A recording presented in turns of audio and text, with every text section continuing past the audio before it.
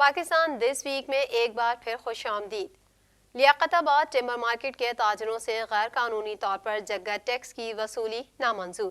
تاجروں کا کہنا ہے کہ لیاقت آباد ٹمبر مارکیٹ میں غیر قانونی نوٹسز کی وجہ سے سخت خوف و ہراس پھیلایا گیا۔ تاجر رہنما شرجیل گوپلانی کا کہنا ہے کہ راشی افسران پولیس کی مدد سے تاجروں سے لوٹ مار کر رہے ہیں۔ مزید احوال اس رپورٹ میں۔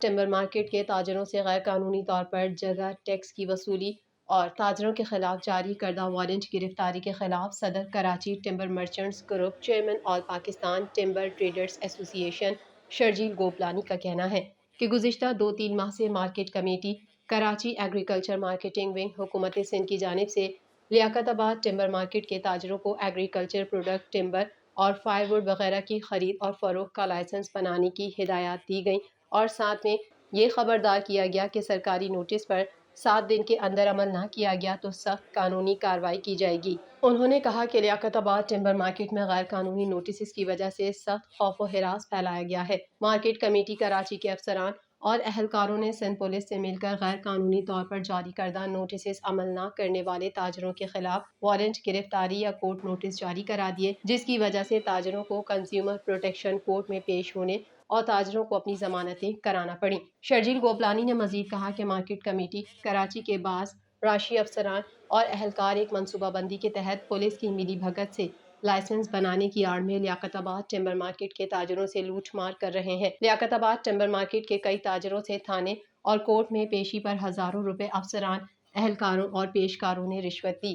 انہوں نے مزید کہا کہ لیاقت آباد ٹمبر مارکیٹ کے بیشتر تاجروں نے قانونی چارہ جوئی سے جان چھڑانے کے لیے ہزاروں روپے دے کر لائسنس حاصل کیے۔ تاجروں سے غیر قانونی طور پر لائسنس بنانے کے لیے رقم لی گئی، مگر تاجروں کو سرکاری طور پر کوئی رسیدیں نہیں ملی۔ جو لائسنس دیا گیا وہ جعلی لگ رہا ہے۔ انہوں نے مزید کہا کہ ہم پرنٹ، الیکٹرانک اور سوشل میڈیا کے توسط سے chief justice supreme court, chief justice Sindh high court, governor Sindh, وزیر اعلیٰ سندھ، وزیر زراعت سندھ اور دیگر سے اپیل کرتے ہیں کہ وہ اس مسئلے کا فوری نوٹس لیں۔ پاکستانی فری لانسرز کے لیے بڑی خوشخبری آ گئی۔ فری لانسرز اب کم از کم دستاویزی شرائط کے ساتھ ڈیجیٹل یا عام اکاؤنٹس کھول سکیں گے۔ فارن کرنسی اکاؤنٹس میں برآمدی آمدنی رکھنے کی حد 35 سے بڑھا کر 50% کر دی۔ مزید احوال اس رپورٹ میں۔ اسٹیٹ بینک نے فری لانسرز کے لیے فارن کرنسی اکاؤنٹس میں برآمدی آمدنی رکھنے کی حد بڑھا کر 50% کر دی۔ فری لانسرز اب کم از کم دستاویزی شرائط کے ساتھ ڈیجیٹل یا نارمل اکاؤنٹس کھول سکیں گے۔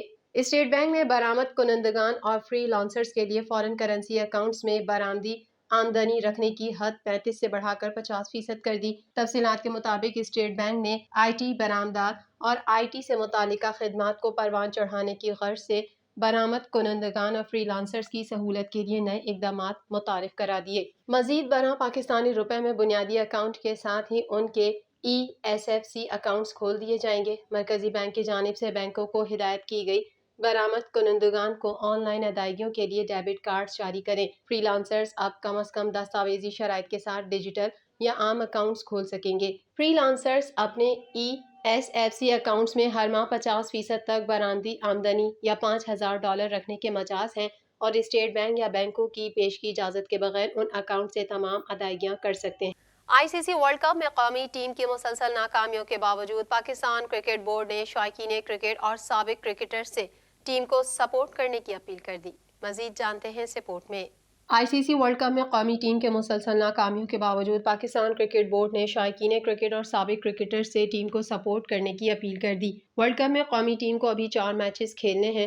امید ہے پاکستانی ٹیم شکست کو بھول کر آنے والے مقابلوں میں مثبت اور اچھے کھیل کا مظاہرہ کرے گی۔ بورڈ کی جانب سے جاری اعلامیے میں کہا گیا ہے کہ قومی ٹیم کی متواتر 3 ناکامیوں پر بورڈ شائقین کرکٹ کے جذبات اور احساسات کو سمجھتا ہے۔ البتہ اس موقع پر بورڈ انتظامیہ عوام اور سابق کرکٹرز سے امید رکھتا ہے کہ مشکل کی اس گھڑی میں کپتان بابر اعظم اور کھلاڑیوں کی حوصلہ افزائی کی جائے۔ سابق کرکٹرز اور میڈیا کی جانب سے کپتان بابر اعظم اور ٹیم مینجمنٹ پر تنقید اور انہیں تبدیل کرنے پر کرکٹ بورڈ کا موقف ہے کہ ہار جیت کھیل کا حصہ ہے۔ Chairman P C B management committee Zaka Ashraf نے ورلڈ کپ اسکواڈ میں چیف سلیکٹر انضمام الحق اور کپتان کو مکمل فری ہینڈ دیا اور ان کی مرضی کے مطابق ٹیم بنانے میں کسی قسم کی رکاوٹ نہیں بنے۔ مستقبل میں بورڈ ورلڈ کپ کی پرفارمنس کی روشنی میں فیصلے آنے والے وقت پر کرے گا۔ فی الحال بورڈ مکمل طور پر ٹیم سے میدان میں سبز ہلالی پرچم کی سربلندی اور اچھے کھیل کے لیے پر امید ہے۔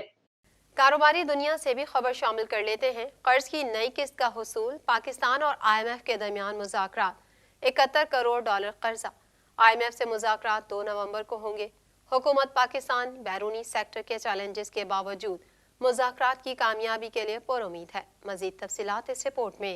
حکومت پاکستان اور IMF کے درمیان 3 ارب ڈالر کے اسٹینڈ بائی ارینجمنٹ کے تحت ملنے والے 71 کروڑ ڈالر قرضے کی اگلی قسط کے لیے مذاکرات 2 نومبر کو ہوں گے۔ تفصیلات کے مطابق پاکستان اور عالمی مالیاتی فنڈ کے درمیان موجودہ قرض پروگرام کی نئی قسط کے لیے مذاکرات کا آغاز نومبر کے پہلے ہفتے میں ہوگا۔ مذاکرات میں IMF ٹیم کی قیادت ناتھن پورٹر کریں گے۔ حکومت پاکستان بیرونی سیکٹر کے چیلنجز کے باوجود مذاکرات کی کامیابی کے لیے پر امید ہے۔ اگر حکومت عام انتخابات کا اعلان کر دیتی ہے تو اس سے مذاکرات کے دوران وزارت خزانہ کے ہاتھ مزید مضبوط ہو جائیں گے۔ میڈیا رپورٹ میں کہا گیا ہے کہ 70 کروڑ ڈالر کی قسط کے حصول کے لیے مذاکرات کا نیا دور نومبر میں ہونے جا رہا ہے۔ اس سلسلے میں وزارت خزانہ، وزارت توانائی سمیت دیگر وزارتوں نے اہداف کی کارکردگی کا جائزہ مکمل کر لیا ہے۔ IMF سے مذاکرات میں جولائی تا ستمبر معاشی کارکردگی کا جائزہ لیا جائے گا۔ رواں مالی سال کی پہلی سہ ماہی کی معاشی کارکردگی کا ڈیٹا IMF کو پہلے ہی فراہم کیا جا چکا ہے۔ ذرائع کا کہنا تھا کہ مذاکرات میں توانائی کے شعبے کی اصلاحات پر بات چیت ہوگی اور سرکولر ڈیٹ کم کرنے کے لیے طریقہ کار پر عمل درآمد کا جائزہ لیا جائے گا۔ ساتھ ہی گیس کا سرکولر ڈیٹ کم کرنے کے لیے مینجمنٹ پر بات چیت ہوگی۔ ذرائع کے مطابق مذاکرات میں ٹیکس اصلاحات پر عمل درآمد سمیت مالیاتی خسارے اور کرنٹ اکاؤنٹ خسارے میں کمی کے لیے اقدامات کا جائزہ لیا جائے گا۔ سرکاری اداروں کے نقصانات کم کرنے کے لیے اقدامات کا جائزہ بھی لیا جائے گا۔ 1 ماہ تک روپے کی قدر میں استحکام آنے کے بعد گزشتہ 2 روز سے اس میں پھر کمی شروع ہو گئی ہے۔ اس پر بھی بات کی جائے گی۔ ایک وفاقی وزیر کے بقول پاور ڈویژن سرکولر ڈیبٹ میں کمی لانے کی شرط پوری کر چکی ہے۔ IMF نے تیل پر سبسڈی ختم کرنے کی شرط عائد کی تھی، لیکن حکومت گھریلو، ایکسپورٹ اور صنعتی گیس صارفین کو کراس سبسڈی دے رہی ہے۔ FBR مالی سال کی پہلی سہ ماہی میں پرائمری بجٹ خسارے کے 87 ارب روپے کا ہدف پورا کرنے میں کامیاب ہوتا نظر آ رہا ہے۔ پاکستان دس ویک میں فی الحال اتنا ہی۔ مزید خبروں کے ساتھ اگلے ہفتے پھر حاضر ہوں گے۔ جب تک کے لیے اپنی میزبان کو اجازت دیجیے۔ اللہ حافظ۔